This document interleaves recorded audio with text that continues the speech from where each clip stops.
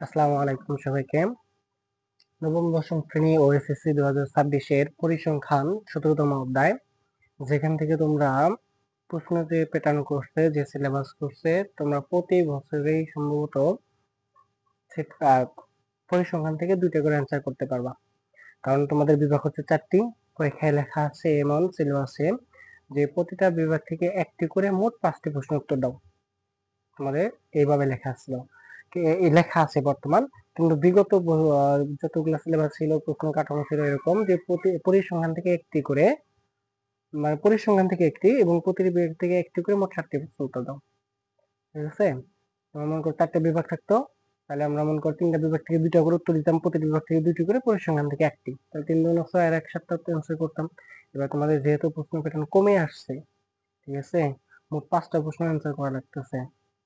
তো তোমাদের এখান থেকে দেখবে প্রতিটি বিভাগ থেকে একটি করে প্রশ্ন, মানে 4টা থেকে 4টা, আর যে কোনো বিভাগ থেকে একটা প্রশ্ন আসবে। মোট 5টা প্রশ্ন উত্তর করতে হবে। তোমাদের পরিসংখ্যান অধ্যায়ে বেসিক কিছু কথা বলি, টাইপ ভিত্তিক আকারে যেটা কথা বলছি, একদম আজীবনের জন্য ফাইনাল সাজেশন। তোমার পরিসংখ্যান এর বাইরে আর কোনো প্রশ্ন আসার সম্ভাবনা নাই। তুমি জীবনে যত পরীক্ষাগুলো দেখবা, পরিসংখ্যান অধ্যায় থেকে যদি প্রশ্ন করে, এখানে 9টা প্রশ্ন লিখে দিচ্ছি আমি, এই 9টার বারে একটাও হবে না। প্রথমে কি আসছে দেখো, প্রথমে আসে ক্রমজিত গণসংখ্যা। তোমাদের এই অধ্যায়টা আসছে গণসংখ্যা নির্বাচনে সারণী আসছে, ঠিক আছে। প্রথমে অধ্যায়টা হচ্ছে, প্রথমের প্রশ্ন যেটা লিখছি আমি, গণসংখ্যা নির্বাচনে সারণী করতে হবে। 1, 2 নম্বর হচ্ছে ক্রমজিত গণসংখ্যা, 3 হচ্ছে আয়তলেখ, 4 হচ্ছে বহুভুজ, 5 হচ্ছে অজীব রেখা। ঠিক আছে, তোমাদের এই 5 নম্বর পর্যন্ত বললাম আমি। এর মধ্যে দেখো এই 3টা হচ্ছে আয়তলেখ, মানে লেখচিত্র। লেখচিত্র, তোমাদের এই 3টা হচ্ছে লেখচিত্র, আয়তলেখ, বহুভুজ, অজীব রেখা, এই 3টা হচ্ছে তোমাদের কি লেখচিত্র। এখন এই 3টা লেখচিত্র, আর তোমাদের এখানে নেক্সট প্রশ্ন হচ্ছে এই 4টা। এই 4টা কি? সংক্ষিপ্ত গড়, গাণিতিক গড়, মধ্যক, প্রচুরক। সংক্ষিপ্ত গড়, গাণিতিক গড়, মধ্যক এবং প্রচুরক। এই মোট হচ্ছে তোমাদের 9টা প্রশ্ন। তো দেখো, সংক্ষিপ্ত গড়, গাণিতিক গড়, মধ্যক এবং প্রচুরক, এই 9টা প্রশ্ন কোনো কেউ যদি তোমরা করতে পারো, তো আশা করি ইনশাআল্লাহ তোমাদের সারা জীবনে যতগুলা সেট পরিসংখ্যান থেকে যত প্রশ্ন হোক না কেন, যে ধরনের হোক না কেন, এর বাইরে একটা প্রশ্ন হবে না। ঠিক আছে, টাইপ ভিত্তিক আকারে করে দিয়েছি। দেখি আজকে সর্বোচ্চ কয়েকটা তোমাদের এখান থেকে, এই 9টার থেকে করে দিচ্ছি আমি। ঠিক আছে, দেখো সবাই সুন্দর করে ইনশাআল্লাহ একটু খাতায় নোট করে নাও।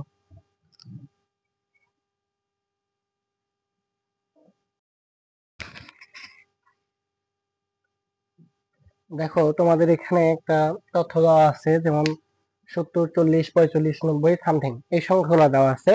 মোট দেখো 20টা সংখ্যা দেওয়া আছে। এখানে বলা আছে প্রাপ্ত নম্বরগুলোর মধ্যে গণসংখ্যা নির্বাচনের সারণী তৈরি করো। তোমাদের আমি 1 নম্বর প্রশ্ন দিয়েছিলাম গণসংখ্যা নির্বাচনের সারণী তৈরি করো। এখন আমি তোমাদের শেখাচ্ছি যে গণসংখ্যা নির্বাচনের সারণী কিভাবে তৈরি করতে হয়। দেখো, এই তথ্যগুলো দেওয়া থাকবে মূলত অবিচ্ছিন্ন তথ্য। আমরা যে তথ্য দুই পড়ি, একটা বিচ্ছিন্ন তথ্য আর একটা হচ্ছে অবিচ্ছিন্ন তথ্য। এখন বিচ্ছিন্ন আর অবিচ্ছিন্ন কি? বিচ্ছিন্ন হচ্ছে যেগুলো গোছানো থাকবে, ছোট থেকে বড় গোছানো থাকবে। আর অবিচ্ছিন্ন হচ্ছে যেগুলো তোমার এলোমেলো দেওয়া থাকবে। যেমন এই তথ্যটা হচ্ছে এলোমেলো তথ্য, যেটা অবিন্যস্ত তথ্য। ঠিক আছে, তো দেখো গণসংখ্যা নির্বাচনের সারণী তৈরি করতে গেছে, সর্বপ্রথম এখানে আমাকে কি করতে হবে? তো সর্বপ্রথম এখানে আমি সবচেয়ে বড় সংখ্যা যেটা, সেটা এবং সর্বনিম্ন সংখ্যা খুঁজবো। কয়েকটা স্টেপে আমাদের কাজ করতে হবে। প্রথম স্টেপটা হচ্ছে, সর্বপ্রথমে তোমরা এখানে পরিসর বের করে নেবা। ঠিক আছে, পরিধি বের করে নেবা। এবং পরিধি বের করার সূত্র কি? আমরা জানি পরিধি বের করার সূত্র হচ্ছে সর্বোচ্চ সংখ্যা মানে সর্বনিম্ন সংখ্যা যোগ 1। এটা কিন্তু মনে রাখবা। সর্বপ্রথম স্টেপটা হচ্ছে তুমি এখানে সর্বোচ্চ সংখ্যা, সর্বনিম্ন সংখ্যা বের করবা। বের করার পর তুমি পরিধি বের করবা। তারপরে তোমার একটা শ্রেণীব্যাপ্তি দেওয়া থাকবে। কি থাকবে? শ্রেণীব্যাপ্তি। হয় 5 না হয় 10, যেটা থাকবে। সর্বনিম্ন 5 থেকে শুরু করে তুমি নিতে পারো শ্রেণীব্যাপ্তি। ঠিক আছে, 5 থেকে 10, 15 এবং সর্বোচ্চ 15 পর্যন্ত নিতে পারবা। ধরে তোমার একটা শ্রেণীর সংখ্যা বের করতে হবে। শ্রেণীর সংখ্যা বের করার পর এখান থেকে আমরা গণসংখ্যা নির্বাচনের সারণী তৈরি করতে হবে। আর মনে রাখবা, গণসংখ্যা নির্বাচনের সারণী তৈরি গেলে আমাদের হাতের বাম থেকে ডান দিকে 3টা ছক লাগবে। নিচের দিকে করা লাগবে সেটা অঙ্ক বলে দিবে। ঠিক আছে, অঙ্কে যখন আমরা করবো শ্রেণীর সংখ্যা, আর হাতের বাম থেকে ডান দিকে 3টা ছক লাগবে, বাম থেকে ডান দিকে। দেখো আমরা এখন অঙ্কটা করতেছি। যেমন সর্বপ্রথম তোমরা এখানে লিখবা সমাধান।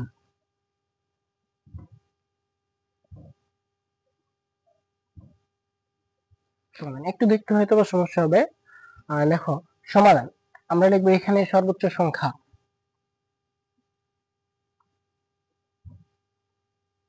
এখানে এখানে সর্বোচ্চ সংখ্যা দেখো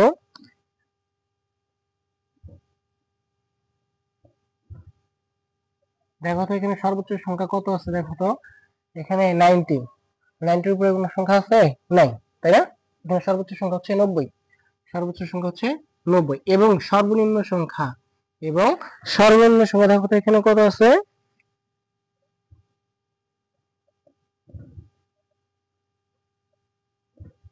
দেখো সর্বনিম্ন আছে তোমার 35, এরপরে আছে তোমার 35, 36, 35 মানে 35, সর্বনিম্ন সংখ্যা হচ্ছে তোমার এখানে 35, তাই না? এখানে সর্বোচ্চ সংখ্যা 90 এবং সর্বনিম্ন সংখ্যা হচ্ছে 35। তারপরে তোমার কি করতে হবে দেখো তো, তারপরে তুমি যেটা করবা সেটা হচ্ছে তোমার এখানে পরিধি বের করবে এবার, ঠিক আছে? পরিধি, এবং পরিধি বের করে নেওয়ার সূত্র কি তোমার বলো তো? এখানে পরিধি বের করার সূত্র হচ্ছে যত পরিধি ইজ ইকুয়াল টু, পরিধি ইজ ইকুয়াল টু সর্বোচ্চ সংখ্যা, কি হবে? সর্বোচ্চ সংখ্যা, সূত্রটা মনে রাখবা, ঠিক আছে? সর্বোচ্চ সংখ্যা বিয়োগ সর্বনিম্ন সংখ্যা, সর্বনিম্ন সংখ্যা যোগ 1, এটা পরিধি বের করার সূত্র। কি বের করার সূত্র বলো তো? পরিধি, ঠিক আছে? সর্বোচ্চ সংখ্যা বিয়োগ সর্বনিম্ন সংখ্যা যোগ 1, এই পরিধি বের করার সূত্র হচ্ছে এটা। এই পরিধি আমরা বের করবো এখন। এখানে দেখো সর্বোচ্চ সংখ্যা কত? সর্বোচ্চ সংখ্যা হচ্ছে 90 দিলাম 90 মাইনাস সর্বনিম্ন সংখ্যা হচ্ছে 35 প্লাস 1, দেখো এটা ইংরেজিতে দিই, প্লাস 1। 90 থেকে 35 বাদ দিলে দেখো তো কত থাকে? 55, তাই না? 10 থেকে 5 বাদ দিলে 5, হাতে থেকে 1 4, 9 থেকে 4 বাদ দিলে 5, যোগ হচ্ছে 1, তাহলে 55 আর 1 যোগ করলে কত হচ্ছে? 56। আমি পরিধি কত পাইলাম? 56। এখানে তোমার একটা শ্রেণীবৃত্তি উল্লেখ করে দেওয়া থাকতে পারে, শ্রেণীবৃত্তি 5, 10, 15 যেটা দেওয়া থাকবে। আর যদি না থাকে তাহলে তোমার ইচ্ছা মতো ধরে নিবা, ঠিক আছে? আমি আমার সুবিধা করতে এখানে আমি শ্রেণীবৃত্তি ধরে নিলাম 10। তাহলে আমরা মনে করি শ্রেণীবৃত্তি 10,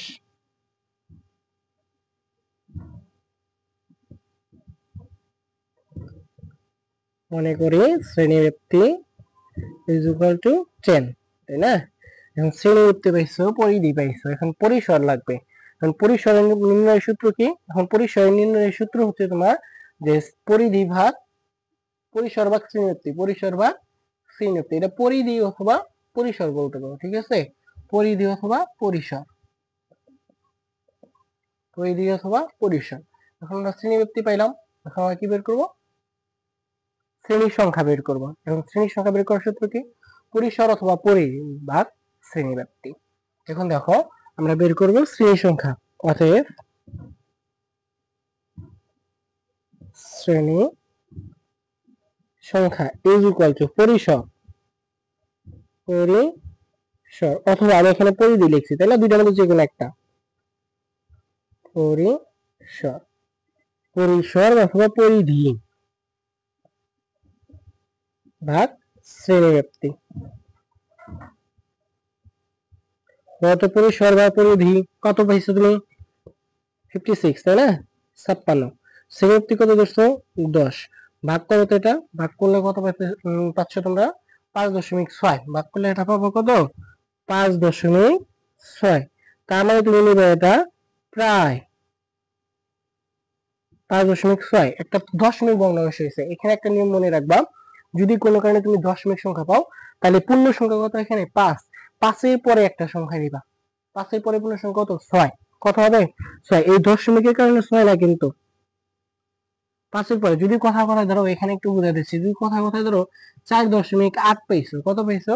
4.8, তাহলে তুমি পূর্ণ সংখ্যা নিবা, 4 এর পরে পূর্ণ সংখ্যা হচ্ছে 5, 5 নিবা, এখানে কত নিবা? 5, ঠিক আছে? যদি কথা কথা এটা না হয়, তুমি দেখো কথা কথা 8.7 পাইছো, তাহলে 8.7 পাইলে এরপর মানে 8 এর পরবর্তী পূর্ণ সংখ্যা কত? 9, এই হবে 9 এখানে, বুঝতে পারছো? বিষয়টা হচ্ছে এমন। এখন দেখো এটুকু করার পর যেটা করবা সেটা হচ্ছে তোমার প্রথম স্টেপটা একটু দেখো। প্রথম স্টেপটা আমরা এখানে কি পেলাম? আমাদের প্রথম কাজটা হচ্ছে তোমাদের সর্বোচ্চ সংখ্যা সর্বনিম্ন সংখ্যা বের করতে হবে, 1 নাম্বার কাজ তোমাদের মাথায় রাখতে হবে। 2 নাম্বার কাজ হচ্ছে তুমি এখান থেকে কি করবা? পরিধি অথবা পরিসর বের করবা, এইটুকু। পরিধি অথবা পরিসর, এটা 2 নাম্বার কাজ তোমাদের। এবং 3 নাম্বার কাজ কি তোমাদের? 3 নাম্বার কাজ হচ্ছে তোমরা এখানে শ্রেণী যদি দেওয়া থাকে তাহলে সেটা নিবা, না হলে তোমরা ধরে নিবা তোমাদের সুবিধার্থে। আর 4 নাম্বার কাজটা হচ্ছে তোমার শ্রেণী সংখ্যা বের করা। কি করা? শ্রেণী সংখ্যা বের করা। এখন 5 নাম্বার কাজটা হচ্ছে সব। 5 নাম্বার কাজটা হচ্ছে সব, জাস্ট গণসংখ্যা নির্বিশেষে সারণী তৈরি করতে গেলে, ঠিক আছে? তো দেখো এখানে 5 নাম্বার কাজটা আমরা ছক নির্ণয় করব। এখন আমি কি বলবো যে শ্রেণীব্যক্তি 5 ধরে গণসংখ্যা নির্বিশেষে সারণী তৈরি করা হলো। আমার কি বলছে? গণসংখ্যা নির্বিশেষে সারণী তৈরি করো, তাই না? উপরে প্রশ্নটুকু একটু মিশিয়ে দেখো, এই গণসংখ্যা নির্বিশেষে সারণী এইটুকু একটু মিশিয়ে দিচ্ছি। হ্যাঁ, আমাকে কি বলছে দেখো, আমাদেরকে বলছিল গণসংখ্যা নির্বিশেষে সারণী তৈরি করো। তাহলে আমরা বলবো কত শ্রেণীব্যক্তি, কত এখানে 10। তাহলে লিখবা শ্রেণীব্যক্তি, তাই না? শ্রেণী ব্যক্তি 10 ধরে গণসংখ্যা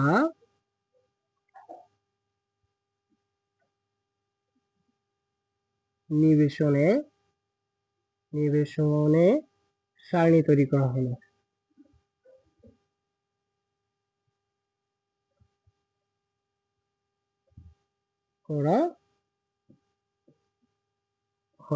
তাই কি লিখবা এখানে বলো তো? 4 নম্বরের পরে শ্রেণীব্যক্তি তুমি যত নিবা, 5, 10, 15 যা নিবা, ঠিক আছে? তাই শ্রেণীব্যক্তি 10 ধরে গণসংখ্যা নির্বিশেষে সারণী তৈরি করা হলো। তোমরা যদি 5 নিবা তাহলে বলতো শ্রেণীব্যক্তি 5 ধরে গণসংখ্যা নির্বিশেষে সারণী তৈরি করা হলো। দেখো তোমার শ্রেণীর সংখ্যা হচ্ছে কয়টা? 6টা। কোন দিকে হবে? উপর থেকে নিচের দিকে 6টা ঘর হবে, আর একটা ঘর এক্সট্রা নিবা, 7টা। মোট করে ঘর 7টা ঘর। এবং বাম থেকে ডান দিকে ঘর হবে তোমার 3টা। কয়টা হবে? 3টা। মনে রাখবা গণসংখ্যার ক্ষেত্রে বাম থেকে ডান দিকে কয়টা ঘর হতে হবে? 3টা ঘর হতে হবে, ঠিক আছে? তো দেখো নিচে দিকে আমি ঘর নিয়ে নেই, একটা এক্সট্রা নিবা, 6টা থেকে 7টা নিবা, ঠিক আছে? 1টা, 2টা, 3টা, 4টা, 5টা, 6টা এবং হচ্ছে 7টা। প্রথম কাজটা হচ্ছে আমার কি করতে হবে এখানে দেখো তো। প্রথমের কাজটা হচ্ছে এখানে আমি নিব শ্রেণী ব্যক্তি। কি নিব? শ্রেণী ব্যক্তি। ভালো করে একটু খেয়াল করো, প্রথমে তো ঘরটা হচ্ছে শ্রেণী ব্যক্তি, তারপর হচ্ছে ট্যালি, তারপর হচ্ছে ট্যালি চিহ্ন, আর তারপর হচ্ছে গণসংখ্যা। কি হবে? গণসংখ্যা, ঠিক আছে? একটু কষ্ট করে মনে রাখবা। 3 নম্বর ঘরটা কি হচ্ছে? গণসংখ্যা। এখন এই গণসংখ্যা আমরা বের করব, ট্যালি চিহ্ন বের করবো এবং গণসংখ্যা বের করবো। এটা করতে গেলে আমাদের সর্বপ্রথমে কি কাজ করতে হবে জানো? এখানে তুমি সর্বনিম্ন সংখ্যা কত পেয়েছিলা? 35। তাহলে তুমি এখানে 35 লেখো, 35 দিয়ে একটা থেকে চিহ্ন দাও। এখন 35 লিখছো, সর্বনিম্ন সংখ্যা যত আছে, আমার এখানে 35 ছিল, আমি 35 লিখছি। যদি তোমরা যেটা করবা সেটাতে অন্য একটা সংখ্যা বের হতেই পারে, তাই না? যেটা বের হবে সেটা লিখবা। এখানে 35 আছে, তাহলে সর্বনিম্ন সংখ্যা কত ধরবা? 35। আমি ধরলাম 35, কিন্তু আমার শ্রেণীবৃত্তি কত এখানে? 10। তাহলে 35 সাথে 10 যোগ করো, হাতের দিকে একটু লক্ষ্য রাখো। 35 সাথে আমি 10 যোগ করব, 35। বিষয়টা কিন্তু একটু খেয়াল করো। 35, 36, 37, 38, 39, 40, 41, 42, 43, 44। কত হচ্ছে? 44। আমরা সাধারণভাবে যদি একটা কথা চিন্তা করে থাকি যে স্যার 35-এর সাথে যদি আমরা 10 যোগ করি, হওয়ার কথা ছিল 45, কিন্তু আপনার হাতে গুনে দেখে নেন 44 হচ্ছে। কেন? বিষয়টা হচ্ছে তোমাদের হাতের দিকে এর জন্য লক্ষ্য রাখতে বলছিলাম যে আমি এক ধরে বলতেছি, তাই না? এই যে 35 এখানে ধরে বলতেছি, 35 থেকে আসলাম আমি 44-এ। তার মানে সবসময় মনে রাখবা তোমার যত জেনুইন সাধারণভাবে আমরা যোগ করলে যত হবে তার থেকে 1 কম হচ্ছে, ঠিক আছে? তার থেকে কত কম হবে? 1 কম হবে। তাহলে আমরা 35 সাথে 10 যোগ করলে কত হচ্ছে? 44। কি কারণে 44 হচ্ছে বলেই দিলাম, হাতে ধরে করতেছি কিন্তু 35। আমরা এখানে বলার কথা ছিল 36, 36 না বলে বলতেছি কত? 35। আর এটা হচ্ছে অঙ্কের নিয়ম, এটা বলতে হবে তোমাকে, ঠিক আছে? দেখো এই 45-এর পরে একটা ঘর নিচে আসতেছো, তাহলে 44-এর পরে একটা ঘর নিচে আসলে 44-এর পরের সংখ্যা কত হবে? 45। সেই 45 45 সাথে যোগ করলে অবশ্যই বুঝতে পারতেছো 54 হচ্ছে। 54-এর পরে একটা ঘর নিচে আসতেছো, তাহলে কত হবে?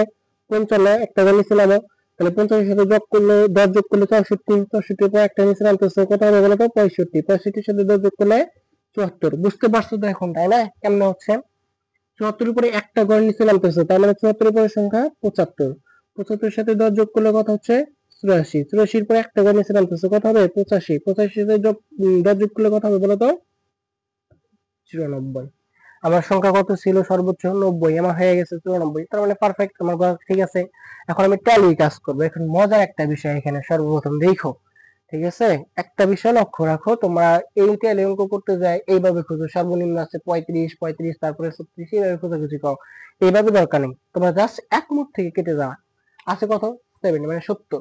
তারপরে তুমি দেখো 70 কোন জায়গায় বসবে, 70 কোন জায়গায় বসতেছে, দেখো 65 থেকে 74, তার মানে এখানে কি কি আছে, 65 আছে, 66 আছে, 67 আছে, 68 আছে, 69 আছে, 70, 71, 72, 73 এন্ড 74। এই সংখ্যাগুলো, এই 10টা সংখ্যা, এই 10টা সংখ্যা আমার এই ঘরে আছে।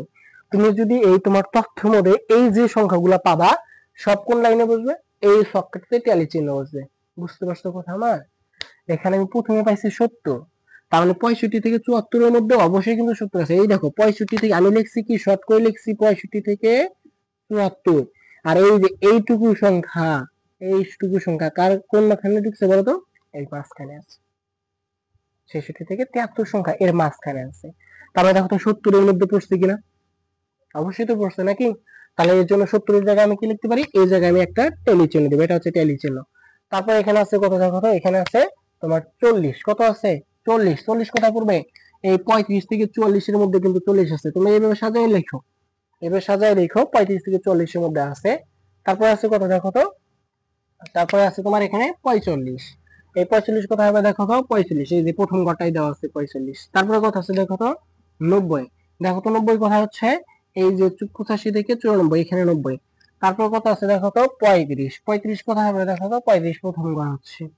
তারপর কত আছে দেখো 35 এর পর আছে 60, তাই না, এই 60 কোথায় হবে দেখো তো, 60 64, এখানে হবে 60। তারপরে দেখো আছে কত 80, তাই না, এই 80 আছে, 80 কোথায় হবে, 80 হচ্ছে তোমার 84, 75 থেকে 84, এখানে 80। তারপরে 48, কত আছে 48, 48 কোথায়, 45 থেকে 54, এখানে হবে 48। তারপর 55, 55 কোথায় দেখো তো, 55 হচ্ছে তোমার 54, এখানে হবে কি না, এই 55 তো আছেই নিচে, তাই না, এই হচ্ছে 55।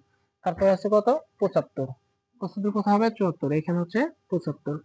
তারপরে দেখো আছে কত 85, আছে কত 83, 85, এই হচ্ছে 85। তারপরে আছে কত 50, দেখো 50 কোথায় আছে 54, এখানে আছে 50। তারপরে আছে 60, এখানে দেখো 64, 55 থেকে 64, তার মানে এখানে অবশ্যই 60 আছে তোমাদের। তারপরে আছে কত 66, কোথায় আছে 65, 66, এখানে হবে আছে 36, 35 এর পরে হচ্ছে 36, আছে 87, তার মধ্যে হচ্ছে 85, 86, 87, এখানে হবে। তারপরে আছে 63, কোথায় হবে দেখো তো 64, এখানে হবে 63। তারপরে আছে 61, 61 কোথায় হবে, এখানে হবে, দেখো 1 2 3 4টা। এখানে একটা বিষয় মানে খেয়াল রাখো, 1 2 3 4 এটা তোমাদের এমসিকিউ হয়, ঠিক আছে, এরকম থাকে 1 2 3 4, এদিকে থাকে 1 2 3 4, এইদিকে থাকে, বলতো কোনটা সঠিক, এই ক্ষেত্রে কোনটা সঠিক হবে, অবশ্যই এটা সঠিক হবে, ডান দিক থেকে যেটা নিচের দিকে নামছে, ডান দিকের উপর থেকে যেটা বাম দিকে নিচের দিকে নামছে, তোমাদের বইগুলাতে দেখবা এটা সঠিক দেওয়া আছে, ঠিক আছে। এর জন্য 4টার পরে এখানে আমি 5টা করে কেটে দিচ্ছি ওই 61 এর কারণে। হ্যাঁ, তোমরা এইভাবে আটি বান্ধে, এটাকে বলা হয় আটি বান্ধে দেওয়া তোমাদের বইয়ের ভাষায়। তারপর হচ্ছে 68, দেখো 68 কোথায় হবে, এই 74, এখানে হবে 68। তারপরে আছে কত 58, 58 কোথায় দেখো তো, এই এখানে হচ্ছে 58। আর আছে কি না, এখানে তো তোমার কাজ শেষ, আমি মিলাই দিব অঙ্ক সঠিক হয়েছে কিনা, ঠিক আছে, একটু কষ্ট করে দেখো। এখন ট্যালির সংখ্যা আমরা গণের সংখ্যায় রূপান্তর করি, এখানে আছে কয়টা ট্যালি বলো তো, 3টা, এখানে কত হবে 3, এখানে আছে কত 3, এখানে কত হবে 3 হবে, এখানে 5 আর 1 কত হয় 6 হয়, এই 5টার একটা 6টা, এখানে হচ্ছে 3টা, এখানে হচ্ছে 2টা, এখানে হচ্ছে 3টা, ঠিক আছে। এইটুকু করার পর জাস্ট তোমরা একটু দেখো যে আমার আসলে গণসংখ্যা ছিল কয়টা, দেখো তো গণসংখ্যা ছিল 20টা আমার, ঠিক আছে, আমার তথ্য দেওয়া ছিল এখানে 20টা, তোমাদের উল্লেখ করে দেওয়া থাকবে। আমরা এখানে দেখবো আরো একটা করে এক্সট্রা নেব গণসংখ্যার ক্ষেত্রে, এখানে আমরা লিখবো মোট এন, এন মানে হচ্ছে গণসংখ্যা, এন মানে হচ্ছে কি গণসংখ্যা, যোগ করি 3 আর 3 যোগ করলে 6, 6 আর 6 যোগ করলে 12, 12 আর মন করো তোমার হচ্ছে যোগ করে একটু 12 আর 3 যোগ করলে হচ্ছে 15, দেখো এখানে হচ্ছে তাহলে 3 3 6, 6 আর 6 যোগ করলে 12, 12 আর 3 হচ্ছে তোমার 15, 15 2 17, 17 আর হচ্ছে 3 কত হয় 20। মোট গণের সংখ্যা কত পেয়েছি 20। আমার এখানে তথ্য দেওয়া আছে কয়টা দেখো তো, 1 2 3 4 5 6 7 8 9 10 11 12 13 14 15 16 17 18 19 20, 20টা তথ্য দেওয়া আছে, আমি ফলাফল গণসংখ্যা কত পেয়েছি 20, তার মানে 100% সঠিক আছে আমার এই হিসাবটা করাতে, 100% সঠিক। এবং তোমাদের এইভাবে এই নিয়মে সব অঙ্কগুলো করতে পারবা, ঠিক আছে। তো গণসংখ্যা নির্বাচনের সারণী কারো কোনো সমস্যা আছে কিনা একটু দেখে নাও আবার।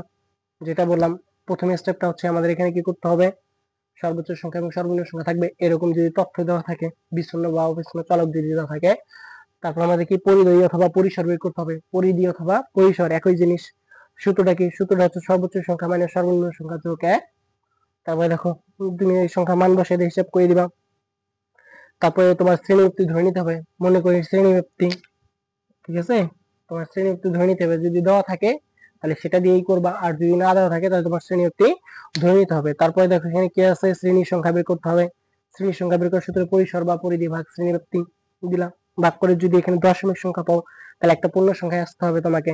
তারপর এখানে কি করতে হবে, ওই যে জমির শ্রেণীবৃত্তি যত ধরবা সেটাই বললাম, শ্রেণীবৃত্তি এত ধরে গণসংখ্যা সারণী তৈরি করা হলো, বাম থেকে ডান দিকে 3টা ছক হবে তোমার, নিচের দিকে কয়টা হচ্ছে তুমি এখানে শ্রেণীর সংখ্যা পাচ্ছই, তাই না। তারপর এখানে আমি মোট করে দেখছি যে আমার মোট গণসংখ্যা 20, আমার তথ্য দেওয়া ছিল 20, যদি 20টা বের হয়েছে তার মানে আমার 100% সঠিক। যদি কোনো একটা দুইটা মিস হয়ে যেত তাহলে আমরা ইনশাল্লাহ এটা মনে করতে পারতাম এটা আমাদের ভুল হয়ে গেছে, ঠিক আছে। ইনশাল্লাহ একটু দেখে নাও সবাই।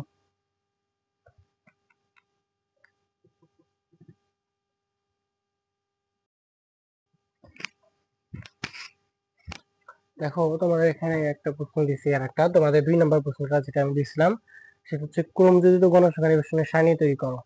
তোমাদের এরকম একটা তথ্য দেওয়া থাকবে, ক্রমযোজিত গণসংখ্যা নির্বাচনের সারণী তৈরি করতে গেলে তোমার সর্বপ্রথম একটা তথ্য দেওয়া হচ্ছে শ্রেণীবৃত্তি এবং গণসংখ্যা, ঠিক আছে।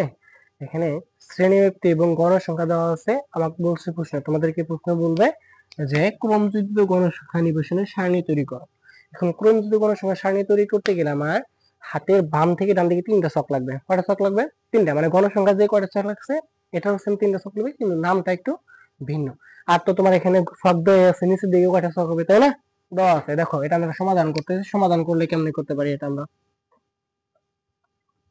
সমাধান লিখবা, এখানে কি লিখতে হবে বলতো, আমার ক্রমযুক্ত গণসংখ্যা বলছে তাই না, বলবা ক্রমযুক্ত গণসংখ্যা নির্বাচনে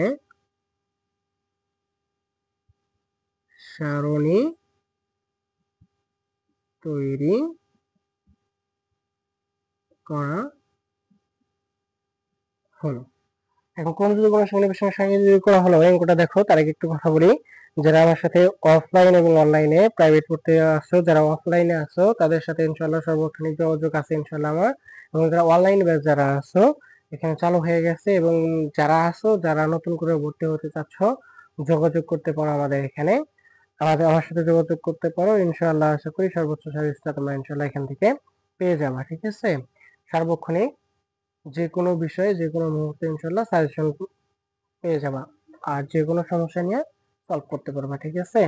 সবাই একটু দেখো, তোমাদের কি বলছে যে ক্রমযুক্ত গণসংখ্যা নির্বাচনে সারণী তৈরি করা হলো।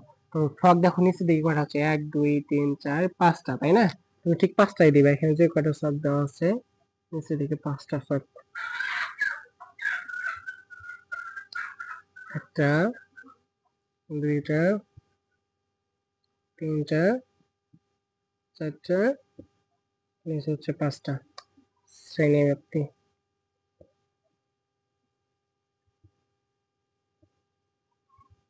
এই শ্রেণীবৃত্তি দেওয়া আছে, তারপর তুমি লিখবে গণসংখ্যা, তারপর কি একটা নিতে হবে বলতো, কি বলছে ক্রমযুক্ত গণসংখ্যা, এই লাইনটা হচ্ছে তোমার ক্রমযুক্ত গণসংখ্যা, একটু ভালো করে খেয়াল করে রাখো, এটা কাজে লাগবে এর পরবর্তী অঙ্ক যখন করাবো। ক্রমযুক্ত গণসংখ্যা, ঠিক আছে। তোমাদের 3টে স্টেপের অঙ্ক হয় পরিসংখ্যান থেকে, ঠিক আছে। 2টা সাধারণ প্রশ্ন, 2টা হচ্ছে লেখচিত্র, আর 3টা হচ্ছে লেখচিত্র, আর বাকি 4টা হচ্ছে গড় মধ্যক প্রচুরক আর সংক্ষিপ্ত গড়, গাণিতিক গড়, সংক্ষিপ্ত গড়, মধ্যক এবং প্রচুরক। এই বাকি 4টা হচ্ছে একটা নিয়ম, গ্রাফ মানে লেখচিত্র 3টা আছে এক নিয়ম, আর এই 2টা হচ্ছে এক নিয়ম। তোমাদের তার মধ্যে আমি আজকে এই নিয়মটা করাই দিচ্ছি, 1 নম্বর সাধারণ নিয়মটা, হ্যাঁ। শ্রেণী কত দেওয়া আছে দেখো তো, 31 থেকে 40, 41 থেকে 50, 51 থেকে 60, 61 থেকে 70। গণসংখ্যা প্রথমে 8 10 12 এবং 6। ঠিক আছে, এর চেয়ে বেশি দেখবা, তোমরা তথ্যগুলো হয়তো বা এর চেয়ে বেশি, নিয়ম তো একই, তাই না? যা করতেছি, যদি এখানে 6টা কেন, যদি 10টা থাকে বা 100টা থাকে, কোনো সমস্যা আছে? সমস্যার কথা মনে করো, আশা করি সমস্যা থাকার কথা না, কারণ নিয়ম তো একই। দেখো কিভাবে করবা, ক্রম যুগের সংখ্যা বের করার নিয়ম হচ্ছে সরাসরি গণসংখ্যা যা আছে তুমি এই প্রথম ঘরেতে তাই বসাই দাও, যাহা আছে তাই বসাই দিবা। দেওয়ার পর কি করবা, আড়াআড়ি যোগ করবা। আড়াআড়ি যোগ বলতে কি, এই প্রথম ক্রম যুগের গণসংখ্যা যোগ হচ্ছে গণসংখ্যা, তাহলে 10 আর 8 এটা আড়াআড়ি হয়ে গেল না? এই আড়াআড়ি যোগ করলে দেখো যোগফল কত হচ্ছে, 10 আর 8 যোগ করলে 18, আবার আড়াআড়ি যোগ করো, তাহলে 18 আর যদি আমরা 12 যোগ করি তাহলে কত হচ্ছে, 30। কত হচ্ছে, 30। 30 আর মনে করো 6 যোগ করলে হচ্ছে 36। এটা হচ্ছে তোমাদের কম্পিউটার দ্বিতীয় গণসংখ্যা, এর বাইরে আর কিচ্ছু না। তাহলে কি করবা, 18 8 ছিল, সরাসরি 8 বসাই দিবা। তারপর আড়াআড়ি যোগ কি করবা, আড়াআড়ি যোগ করে বসাই দিবা। এটা হচ্ছে তোমার ক্রমযুক্ত গণসংখ্যা। ঠিক আছে, না বোঝার কিছু নেই, আশা করি ইনশাআল্লাহ। একটু দেখে নাও কষ্ট করে সবাই।